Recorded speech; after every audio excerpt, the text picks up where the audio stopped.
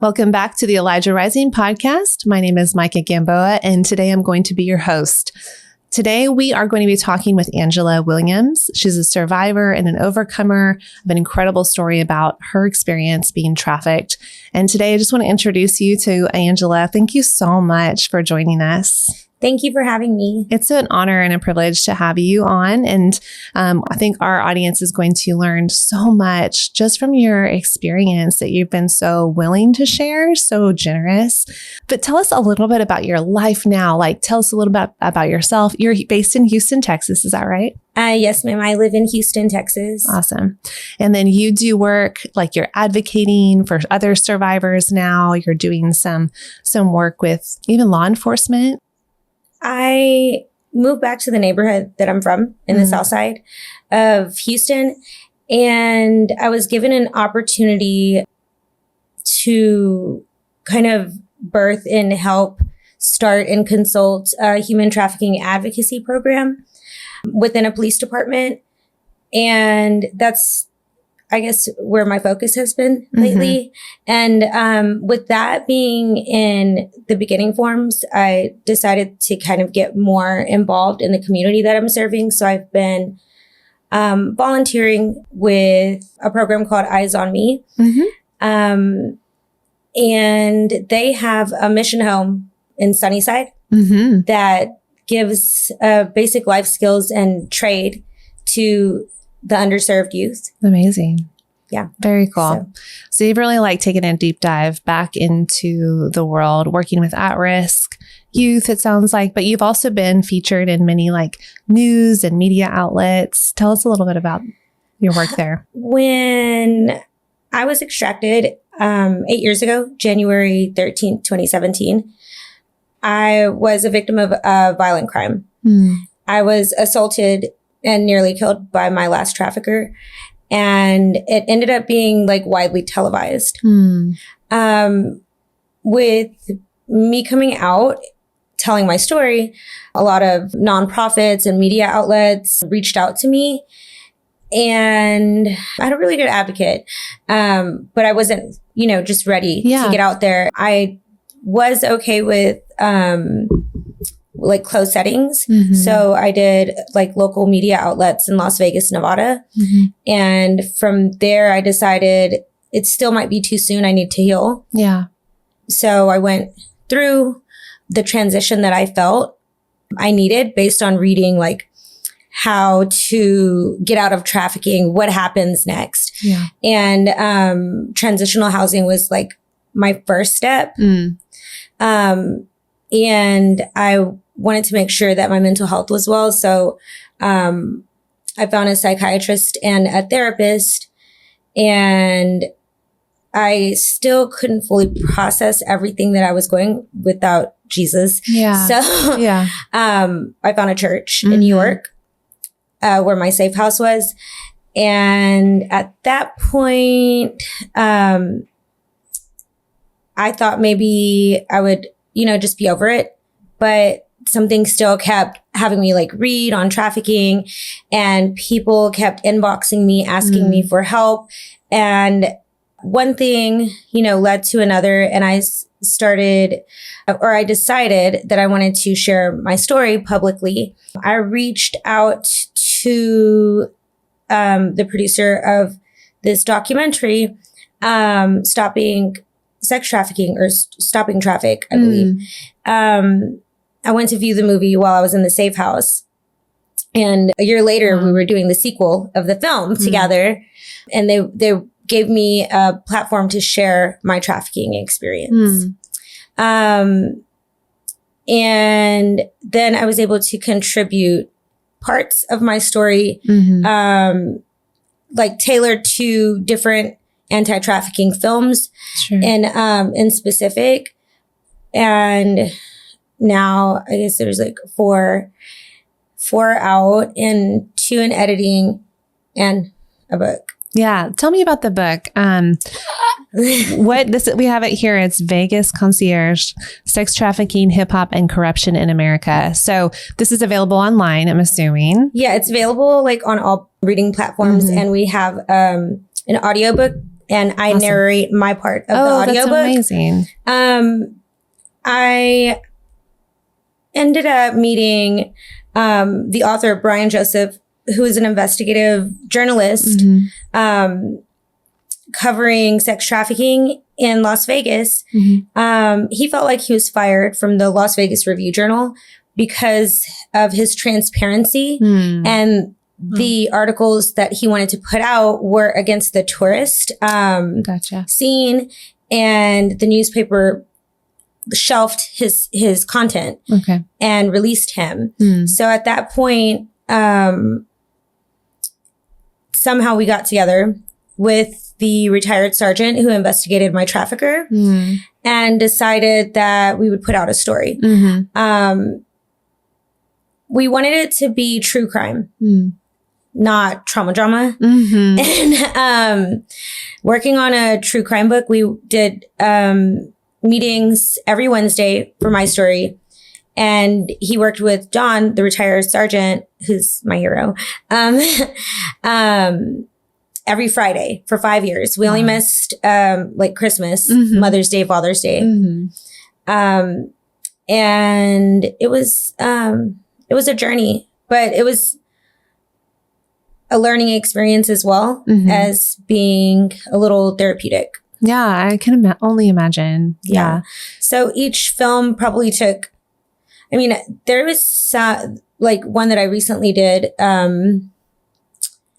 with an amazing nonprofit recently, but they had like a big production company. So theirs only took like half a year, but to the other documentary filmmakers, the films were like 2-3 years in the making, some more. Yeah. So it was a lot of work and a lot of travel. Yeah. But every film and every book, I learned so much, and I just like took notes. Yeah. And was able to also learn about different areas of sex trafficking and like different parts that the country, suffer in. Sure. So, yeah. Well, it's been a journey. Yeah. So for our listeners, you can pick this up anywhere on, Amazon, online, different platforms that you would get your reading material. Vegas Concierge, I would highly recommend that one. So, so tell us a little bit, let's zoom back out. So you are now obviously out and you're living an amazing life. But way, way back in the beginning, what was your first introduction to the world, the life, like the world of trafficking? How did you get even involved? I don't feel like it was an option for me to get involved. I feel like maybe there would have been an option for my teachers and parents to prevent, but I don't feel like I had an option. I grew up in Second Ward. And that is like the south side, east end of Houston. It's, a really crappy neighborhood, but there's a lot of good in that community. There's a lot of great people that come from that community. Unfortunately, that neighborhood needs help with not just sex trafficking, but like in so many different types of sexual exploitation and sexual assaults. It's majority Hispanic community. And when things happen, whether it be domestic violence, rape, trafficking, or even just like self-exploitation, like prostitution. Sure. Families tend to tuck it under the rug and pretend it never happened. Sure. And would get mad if you even complained to a family member about it or told the story again. Like you would get lashback from your family or a community. Sure. I went to a middle school where I was first exposed to sex trafficking by a family member in the 7th grade. I don't remember everything about that day, but I do remember some of my relatives were college graduates, and some of them were just like stone cold in the streets. And I had an aunt who was a prostitute who walked on Telephone Road. And I had some cousins that also engaged in street prostitution. My mother would allow them to babysit me. And one day my cousin was babysitting me and a friend of mine. And she gave us a beer and laughed when she gave us the beer, and gave us cocaine and took us to a brothel. The brothel's name was Maria Bonitas. It was a cantina. And at that point, I was just kind of like thrown out there in the 7th grade, exposed to, basically a sex trafficking ring and operation. And I just thank God that I made it back home that night. Yeah. Again, I didn't know anything else to do but tuck it under the rug and pretend it never happened. And it was already almost embedded in my mind that if something like that were to occur, tuck it under the rug and pretend it never happened. When I went to that cantina, I remember things so vividly. I was probably 12 years old, and I was told to buy a pony drink, and I was given a ticket, and the ticket was a ticket for a guy to, I guess, engage in the brothel activities. And I don't know how, they can allow children to, just sit there. I'm pretty sure I was half dressed. Yeah. And nobody asked me for an ID. And there was just so much going on. I'm probably like beyond my comprehension at 12 years old. So I tucked it under the rug and pretended that it never happened. But I did later, by the time I got to high school, have a friend, and my friend was being sexually assaulted by her father every day. And she wrote a letter to our English teacher. And we thought that was the day that we would never see her again. We thought once she grew the courage to give the letter to the teacher, that she would get saved, and somebody, the CPS or somebody, would pick her up and finally get her away from her father. Yeah. And all of us that knew she was turning that letter in sat there and watched, and we watched the letter go in the trash can. That girl later ended up recruiting me to my first trafficker. Wow. I was 17 while I was being groomed, and I didn't start working until I was 18. Wow. So I'm just going to pause for those, like maybe listeners, maybe this is their first podcast about trafficking, right? So a cantina is like a bar. It's kind of facade. The facade is that it's a bar, but it really is a brothel. And just for people who aren't familiar, maybe with Houston, even, we have dozens and dozens of these all throughout the city, really. Not just those are primarily like Latin American women we find typically in those brothels, or that's like the clientele, but there's all kinds of different brothels throughout the city. And so you were at 12 years old. You were at this location. With the babysitter. Yeah, with the babysitter took you. Okay, number one, your family member took you, your babysitter, right? Like, I think for people who are in America, sometimes we're like, oh no, that's overseas. It'll never happen to me. Yeah. Right. Or I can trust these people because they're my family. But we see that like the number one perpetrator for in the US is a friend or family member. So I just wanted to zoom out for a second and just kind of remind our listeners, like what you're saying is combating almost like every misconception that people have about what trafficking looks like. So, and I was not a bad kid. Yeah. I always, like, I grew up in trauma. So my trauma defense was to dive into the books, be good in school, and make my mother's problems less of a liability. So I was very strong-minded, outspoken, like kid with good grades. Yeah. And you would never be able to see me and think like, oh, there's a sign here or there's a sign here. I liked punk rock music and didn't even dress promiscuous.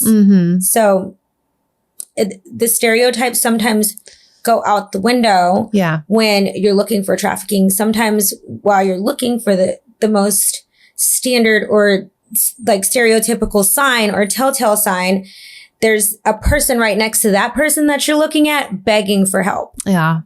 That's a really good point. That's a really, really good point, because what kid is bad at 12 anyway? You know, they're just little kids are trying to figure it out. And okay, so you were 12 years old in the cantina, and then you fast forward a few years. What did that grooming process look like for you? How in the world did you get from there into the arms of a trafficker?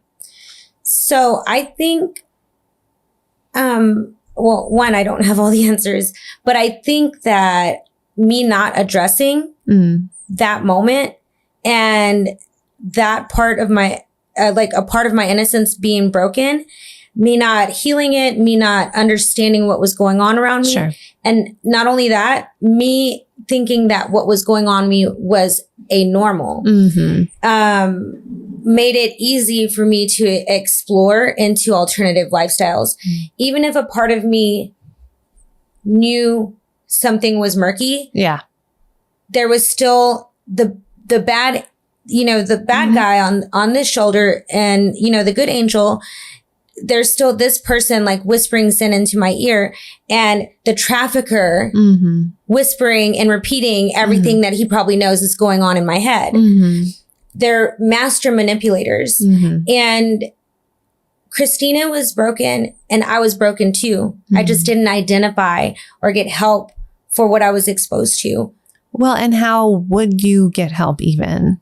If you're 12, 13, 14 and you see your peers crying out for making an outcry and nothing being completely disregarded, how would you? There's no way that at that age with that cognitive ability and the resources that you have, like, where are you going to make an outcry? So I ran away at 14 to my cousin's house, who is still to this day my prayer warrior.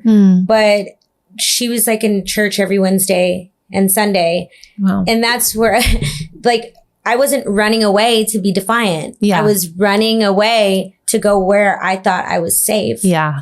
But kids just can't run away. So I had to go back to mom. Right. Yeah. And how many of the kids that we see nowadays are trying to do just that? They're trying to find safety. Yeah.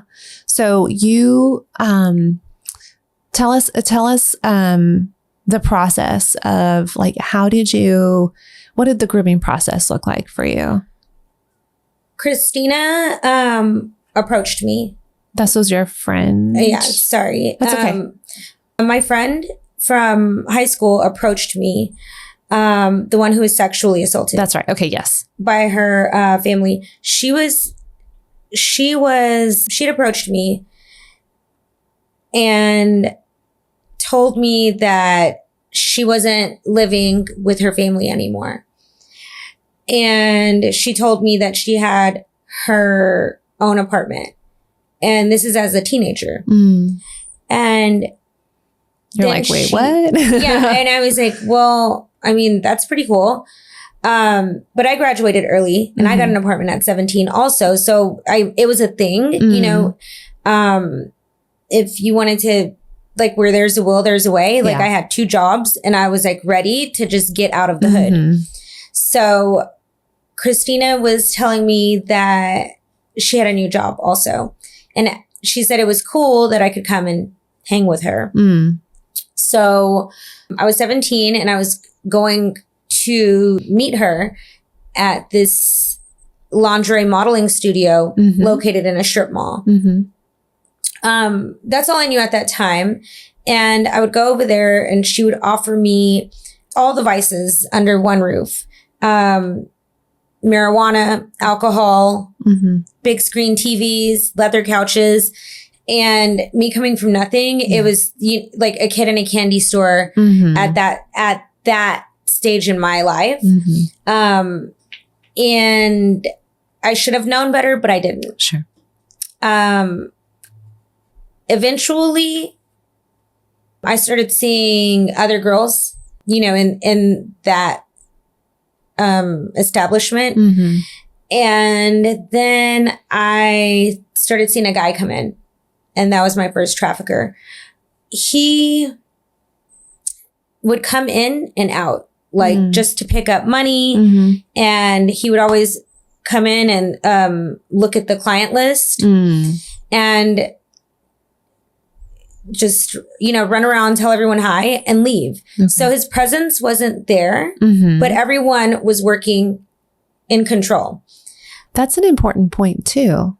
Because there's another misconception that I hear frequently of like, it has to be physical force that keeps somebody, in these situations. And like, well, he didn't have a gun to your head. I'm like, oh, it's psychological. What you're describing is psychological. It's emotional.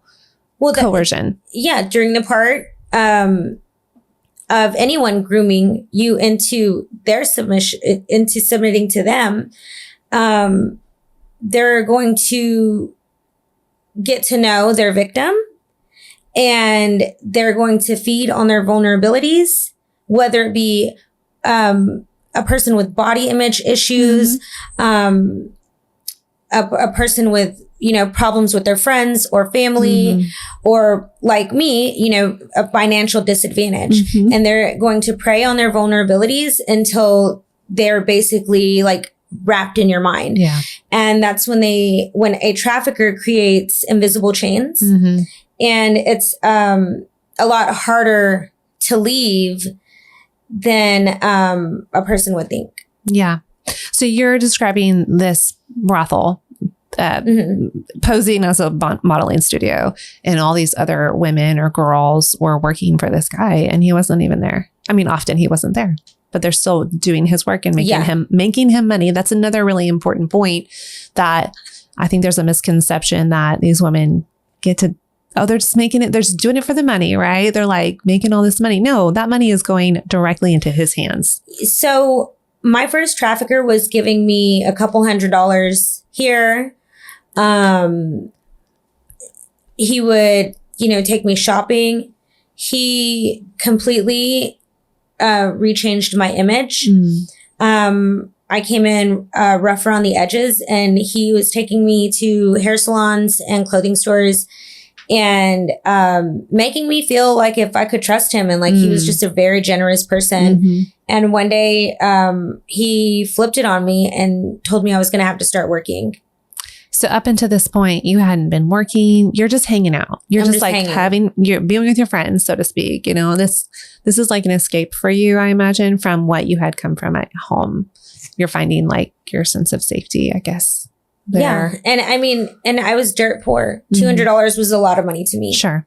I never had my hair professionally done. I didn't have money to shop. He was using the money that he had from trafficking to, like love bomb me. Yeah. And flood me with gifts and money before I ever worked.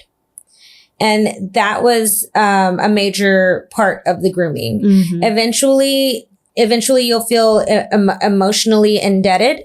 Sure. And financially indebted. Sure. And during this process, we're hanging out in the brothel. So everything around is becoming slowly more and more normal. Yeah. And he told me I had to start working. I was able to kind of like push it back till I turned 18.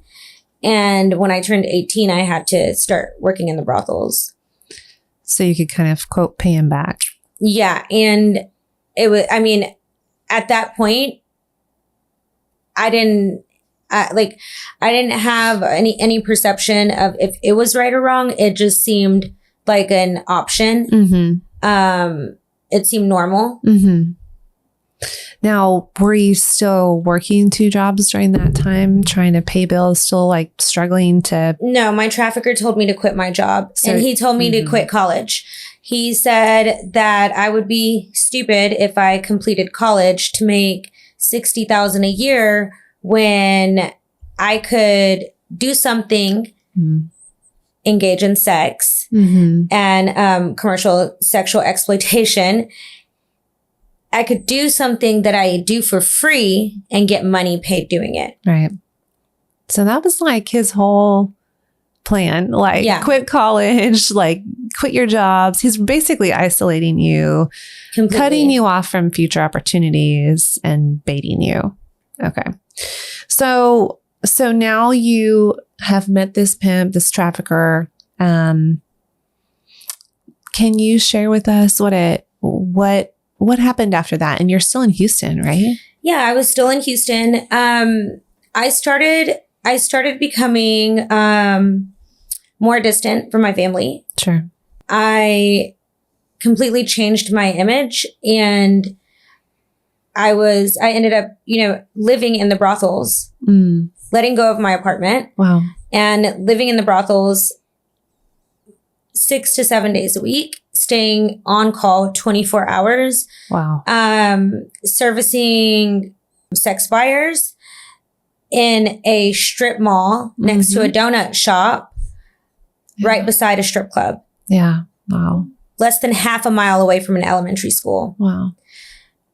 There was anywhere between 7 to 10 girls in that particular location. And he had multiple locations around the city, stationed by sports arenas and the high-end strip clubs.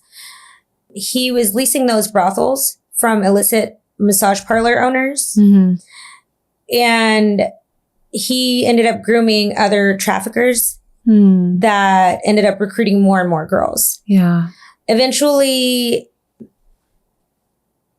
it just like kind of kept like making me more and more afraid to be involved, because I started seeing more and more underage girls around. Yeah. And I was 18. Yeah.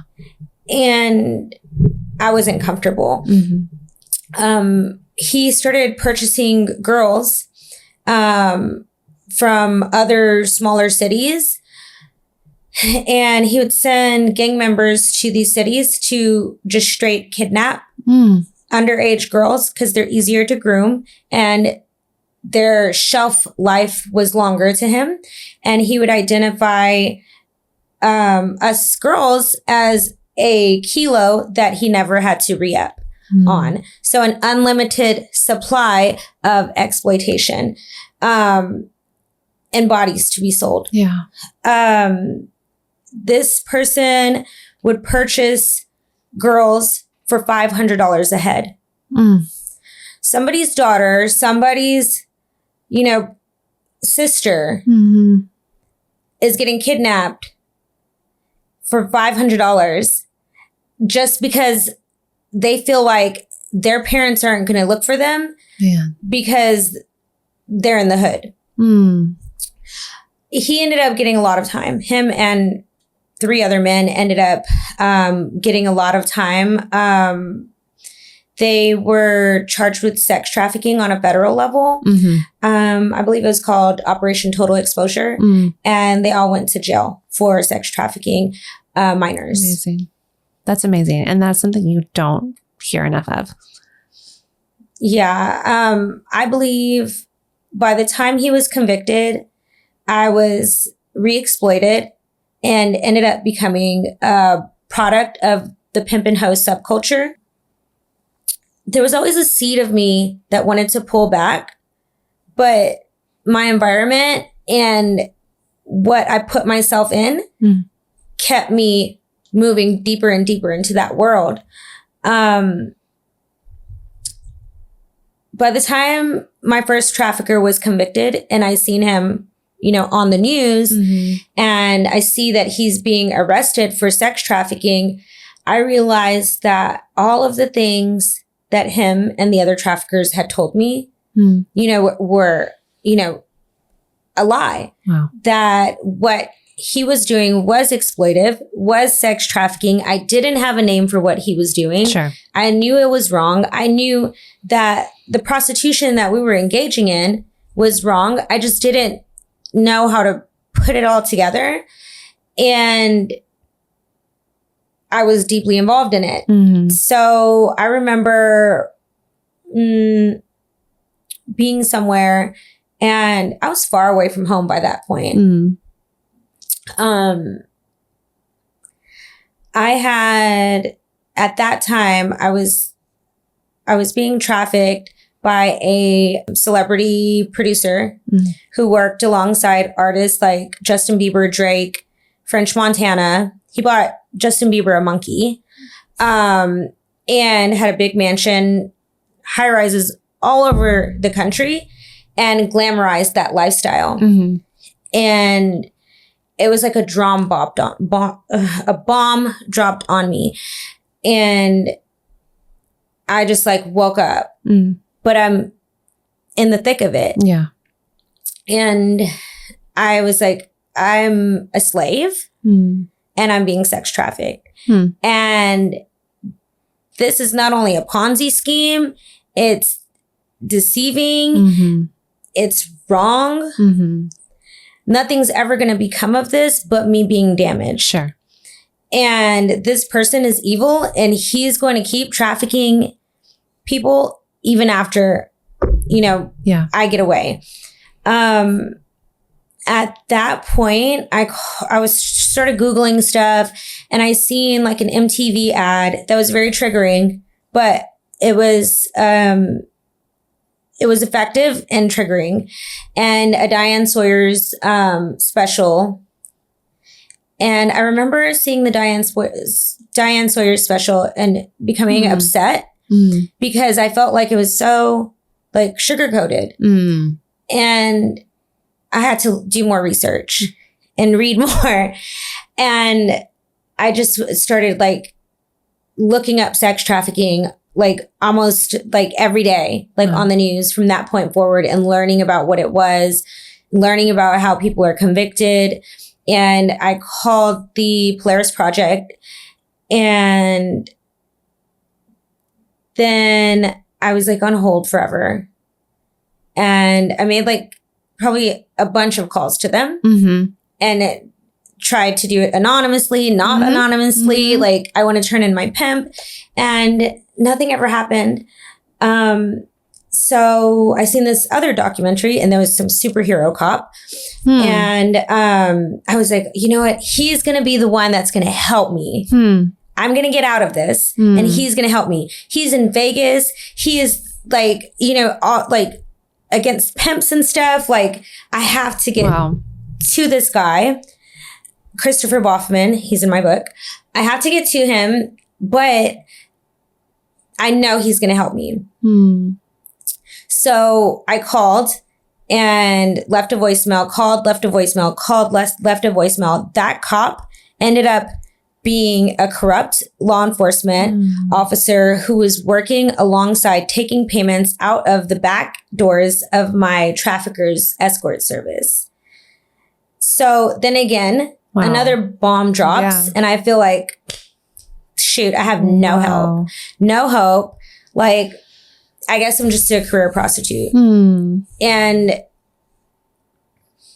I from that point forward, like things just got a little like foggy, and I would pray, but I would still be living in hell. And I would pray, and I would still have trouble following me. And I think that there was something going on to where I couldn't really like receive Christ the way I wanted to. I couldn't really pray and focus the way I wanted to, but I still believed, and I had a little grain of hope that things were going to become. And maybe I just have to like make a plan to exit or retire from prostitution. And then, then I can, try to sort things out after. So when I was trying to phase out on my own, I had a plan to be an independent prostitute. And I think it was like, let me save this much money in 90 days and then I'll start school again, or whatever the plan was. God had a different plan for me. And I don't really question like why. I just understand that when things happen, like it's, you know, moving and shifting my life in different directions. But I left my last trafficker, who was more of a boyfriend, a Romeo pimp. And I had comfort under him, thinking that I was engaging in something normal, but there was nothing normal about that arrangement. There's no love in that type of arrangement. So he wasn't okay with me phasing out. He wasn't okay with me ending and breaching the contract that we had agreed upon. And he came back and tried to kill me with a nightstick at 10 in the morning, carrying a bouquet of roses. And he didn't show any mercy. He beat me to near death. And I believe that Jesus was with me at that moment. I was being beaten towards my skull and my ribs. And I was defending myself almost every blow. So I broke my arm, fighting my trafficker, and my finger is permanently disfigured. I can't extend my hand, defending myself from my trafficker. He came to kill that day. I strongly believe that. He was enraged, and there was so much evil in his eyes. There was nothing I could say or beg or do to get him to stop beating me. And I mean, I had blows all over my body. I looked so horrific. And the only thing that I remember is I was just seeing light, and I was like having, you know, some vivid flashes, and I started screaming to Jesus, screaming to the top of my lungs, asking for his help and begging for him to help me and begging for him to calm him down. And at that moment, the guy's arm started shaking and the nightstick fell, and it broke that rage.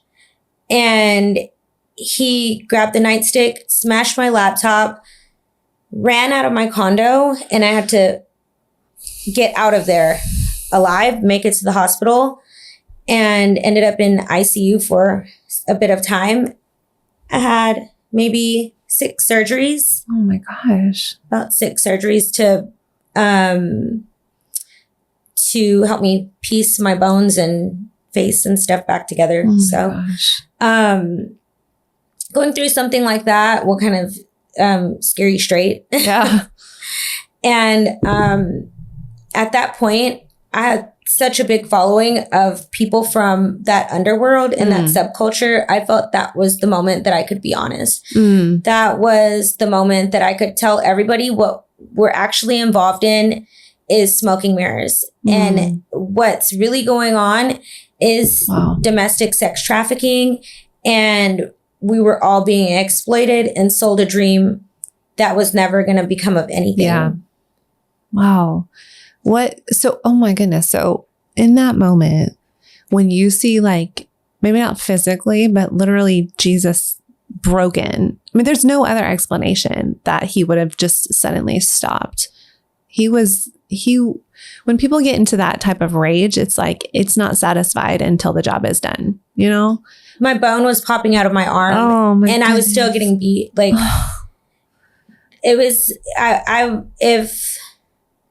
if somebody could would explain to me what divine intervention was, I mean, that was my divine intervention moment. And that was my closest moment to Christ. And that was the moment that I felt like everything from that point, from that day, was washed away. And I was in so much pain. And as soon as I got to the hospital, I just remember laying in the hospital bed, and I was still praying. And I just felt like I was in the palm of his hands, and everything was okay, and everything was going to be okay. And I just remember being so passive and cooperative. And that wasn't the personality that I was before. I couldn't even relate to the person that I used to be. Wow. I was wild. I was rude. I was vain. I was arrogant and everything but soft. And from that point forward, I feel like it was hard for me to have like a perception of hate or anger. And I don't know. It was just, it was a lot to process, but I felt like it was going to get sorted out. Yeah. You're like, I felt Jesus all around me. That's the only explanation for you to have hope in that moment. That's incredible. So, you mentioned trying to reach out to a couple of different resources, the hotline, even just reaching out to an individual in law enforcement. So after you're out and you've already had these experiences where you've been let down by potential lifelines, once you're recovered, or as you're recovering probably, how did you find resources? What did that healing journey, I mean, it's such a journey. And so here you are in ICU, right? Like, what does that look like for you coming out of that? Where did you go from there? When you're in that lifestyle and you are completely, involved and like knee deep in that subculture, it's hard to even see the good on the other side of the fence.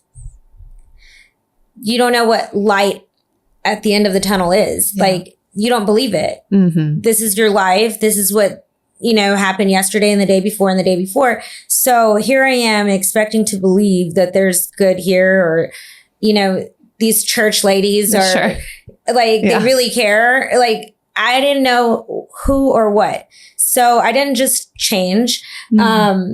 I went to a friend of mine who was, who had recently escaped her pimp.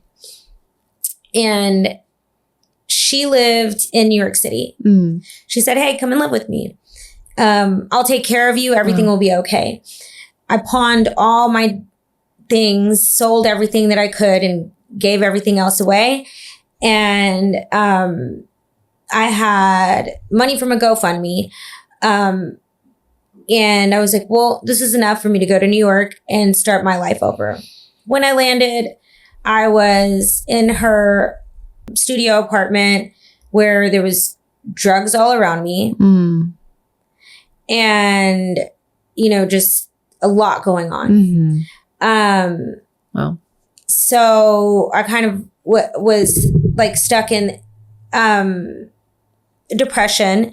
And then I was having trauma PTSD and, just freaking out. So I went on Google and contacted an organization named Restore. And they focused on more international trafficking survivivors. So the lady did give me a call back and reassured me that she didn't want to seem like she was just, writing me off, but I could call this other organization, Safe Horizons. And they were a community-based center that had, a little piece for trafficking survivors. And they assigned me a caseworker. And I just went in humbly. I didn't know what to expect. I just knew that I wanted help and maybe to be in better community. Yeah. the lady was so genuine that I met, and she was so good at being a caseworker. She wasn't so much worried about like, immediate services that a person might think, like food or this or that. She just said, hey, you're not going to change until you change your surroundings. Mm-hmm. So I would consider, maybe a housing program or, even a safe house. Mm-hmm. And as soon as she said safe house, I was totally up for it because I'd already been Googling safe houses. Okay. Yeah. I probably called a few too. Okay. But like you can't just call and say, hey, can I come? You usually have to be referred through a nonprofit. So I had to learn everything. And I got hooked up with this organization called Lifeway Network. Mm. And they were pretty awesome. Mm. I moved to their safe house, and they had nuns living in the basement. Mm-hmm. And the girls were human trafficked. So some work and some sex traffic. But everyone was healing. Mm-hmm. And I started understanding that there was a lot of people like me. Right. Wow. That came from exploitation. Was that an eye opener? Sorry to interrupt you, but no, yeah, it was. Yeah. And from so many different cultures. Yeah. And nobody looked the same. Mm. So that was the beginning of like, a huge journey. Yeah. You've been researching this entire time. You've been telling your story. I'm just like, wow, that's incredible though. And that goes to speak to just like your determination. Like I am not, we are not giving up. Like we're not staying in this place. There was still some place in you that was like fighting, even in the midst of the deepest darkness, right? Like that's incredible. You're like, well, it was an eye opener. So like I'll read stuff and I'm like, oh my gosh, like this is what's going on here. And this is, this is grooming. Like my ex trafficker, my ex pimp, like having me travel around the country and deposit, my earnings into his commercial account, with 52 cents at the end. Mm.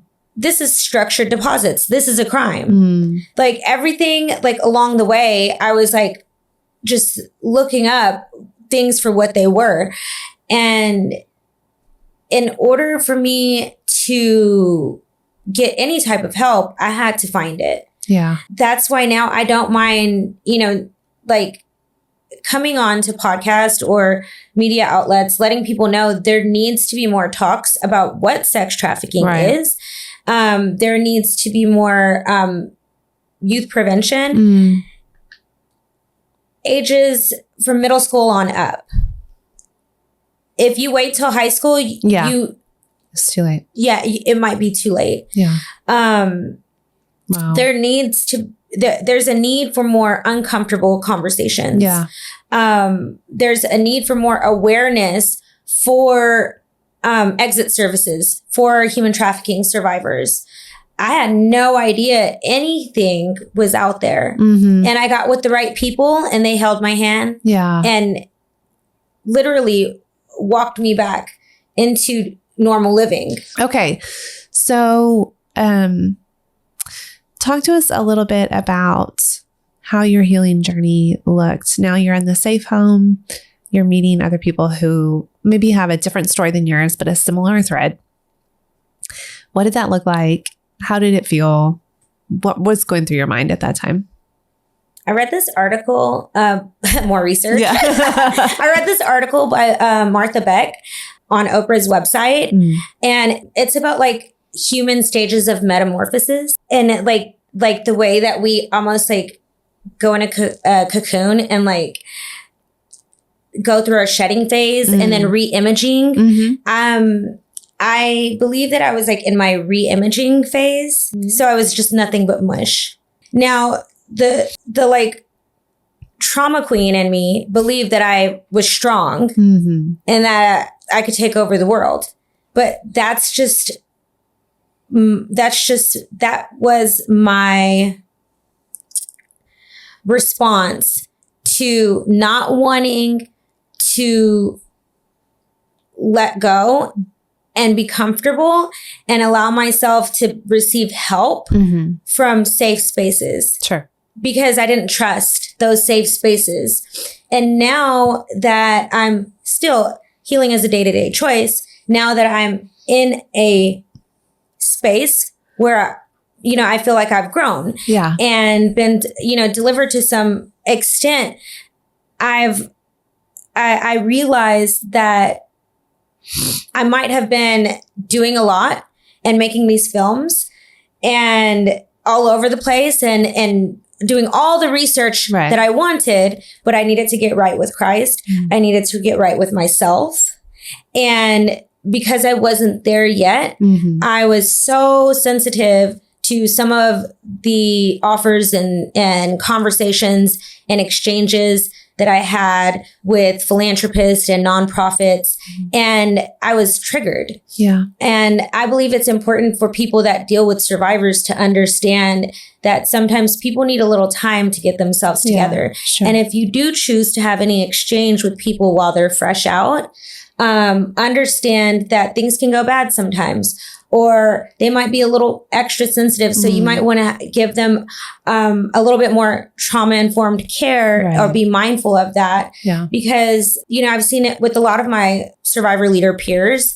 We might have like bad experiences, but then I like to ask like, what, like, when did this happen? And most of the time, the bad experience was when they were fresh out. So allow yourself to grow and heal. Yeah. If, you know, you're in that arena, because if not, some of the things or ways that some of the things that you walk into can be a little bit triggering. Sure. Yeah. If you don't have good mentors or good peer support, you can go somewhere and feel like all eyes are on you. And that's normal. Yeah. It's normal to feel like, you know, maybe everyone's going to think, you know, I'm the prostitute in the room. More than likely, you're going to get through that day. And nobody thought that or was concerned about that. Yeah. That's really good. What, and I just really have two more questions for you. I would love to get your thoughts both on the survivor side. Like, what advice would you give to those who might still be in the life? And then what advice would you give to organizations, ministries, nonprofits, or like the church ladies, you know? We love the church ladies. Now I'm the church lady. Yeah. Right. To nonprofits that work with survivors, love the survivors that you work with and that you're serving. Never, you know, veer off track. Stay mission centered. Yeah. You know, every industry has a community and, you know, drama and stuff. If you stay mission centered and if you stay focused on what your purpose of that of who you're bringing and what you're bringing into that fight, it's easier to kind of like just be in a space where you can help. If you are working directly with survivors, understand what you signed up for, because I see a lot of neglect after hours and on the weekends. And a lot of the times women that are in the streets can only get away after hours and on the weekends. Yeah. Especially if you provide emergency services. That's good. Yeah. Continue to give peer support. Long-term care is really impactful and it's so helpful and appreciative. And long-term care and support can change a person's life. If you are still if you're in the life, if you are being exploited on any level, even OnlyFans, there's so much that you need to learn about yourself and find your identity through Christ. Get on Google and do some research. No, just start reading. And the more you read, the truth will set you free. The more you understand it and accept what is going on around you and what not only you're doing to yourself, but what you're allowing other people to do to you, pick yourself up and decide that one day you're not going to let anyone exploit you. We're priceless. Human beings are priceless. Traffickers don't believe that. Yeah. And traffickers don't discriminate on age, on color, on weight, or whatever you look like. If you have a heartbeat, they will exploit you. Mm-hmm. So know that there is a way out and there is hope. When you're going through that process, it's not going to happen overnight. It's like a drug addiction. As many years as you're in the streets is probably as many years as it's going to take you to heal. And you'll probably be healing for a lifetime. Yeah. But you don't have to be a victim when you get out. That's good. That's really, really good.